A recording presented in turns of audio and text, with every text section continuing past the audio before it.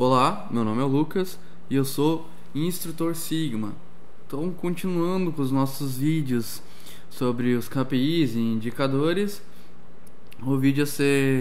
o assunto a ser tratado agora é sobre horas trabalhadas. Qual que é a importância de a gente estar monitorando as horas trabalhadas, os principais relatórios que a gente pode extrair dessas horas trabalhadas e como a gente pode utilizar essas informações. Então, no Brasil, a jornada de trabalho é regulamentada pela Constituição Federal, expressa através da CLT, que é a consolidação das leis de trabalho, que estabelece que o limite de 8 horas diárias ou 44 horas semanais de trabalho, sem considerar o período de repouso e refeição, nem do tempo despendido pelo empregado até o local de trabalho, como fazendo parte das horas de trabalho. Todo mundo já sabe que a gente é regulamentado pela CLT. Então, temos aqui um exemplo de um gráfico de horas trabalhadas, onde a gente tem diversos funcionários, cada um deles aqui demonstrado pelo gráfico de barras, e tem a questão das horas que eles trabalham. Então, eu consigo ver aqui qual dos funcionários que está mais trabalhando, ou pelo menos aquele que está fazendo mais lançamentos de horas trabalhadas, registrando seu serviço. E estou vendo que tem alguns que estão bem abaixo comparado a outros, né? Então eu tenho que ver por que ele está tão abaixo dos outros. Se ele não está fazendo o lançamento dos serviços nas suas ordens, né? Não está fazendo o lançamento das horas, ou simplesmente ele está ficando ocioso. Então esses gráficos de horas trabalhadas, eles me ajudam principalmente nisso, e eu consigo verificar, eu tenho que verificar a causa raiz para determinado funcionário estar com as horas abaixo ou determinado funcionário estar com as horas muito acima do normal. Então esse gráfico de colunas, ele me ajuda a fazer essa comparação de um funcionário com outro. Então, através do gráfico de horas, podemos balizar melhor a distribuição de tarefas. Podemos usar ele como um auxílio de backlog, identificando quem tem mais e quem tem menos horas trabalhadas.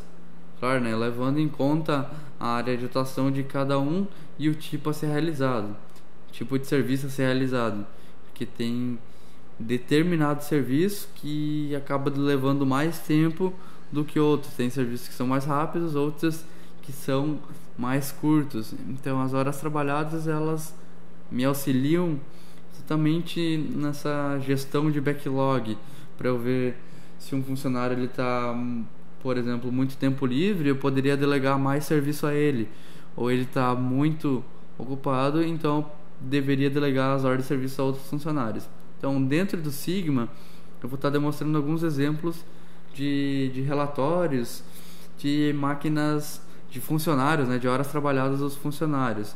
Então, eu acesso lá o cheque e posso vir nos relatórios ou no cheque da mantenabilidade, né? Posso estar escolhendo alguns dois, ou também estar enxergando gráfico também, que ele vai trazer o gráfico de horas trabalhadas.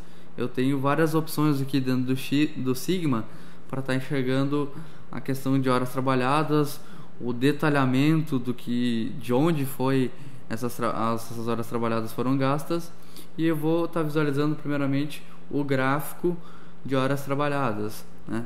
Eu vou fazer os filtros aqui, né? Vou pegar o área código para pegar todas as ordens de serviço, e vou pegar o segundo filtro aqui para estar enxergando os funcionários, né?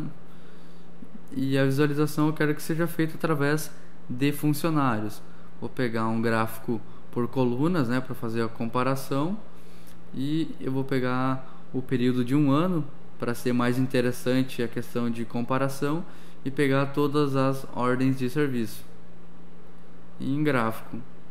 Então, teve a geração desse gráfico aqui, e eu estou vendo qual dos funcionários que mais trabalhou nesse período de um ano e qual que menos trabalhou. Então, disparadamente, eu vi que o funcionário 001, né, eu posso escolher que se deve aparecer um nome não nesse gráfico, né, o nome do funcionário, mas só está aparecendo o código dele nesse primeiro momento. Então eu vi que o funcionário 001, que é o Daniel Neves, que eu já conheço, ele tá mais do que o dobro do que os outros funcionários. Então eu tenho que ver o porquê que ele tá tão acima, ou então porquê que os outros estão tão abaixo. Se os outros não estão fazendo lançamento de horas trabalhadas na OS, ou se esse funcionário 001, o Daniel Neves, ele está sobrecarregado em questão aos outros.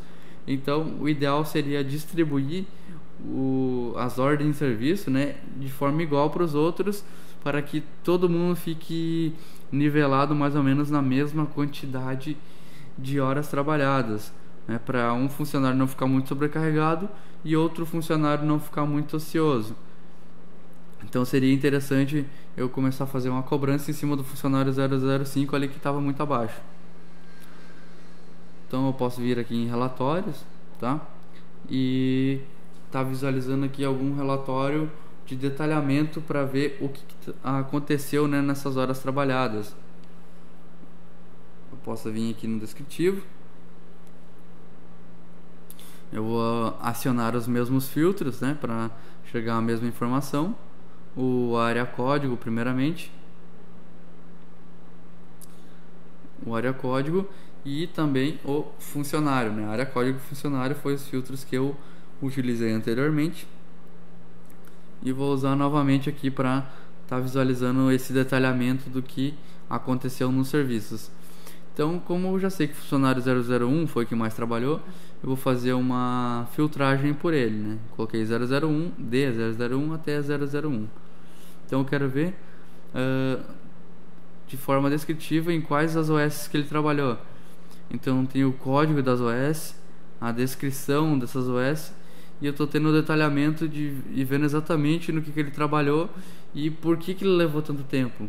Então essa descrição ali vai me ajudar a enxergar se tem algum serviço muito específico ou não.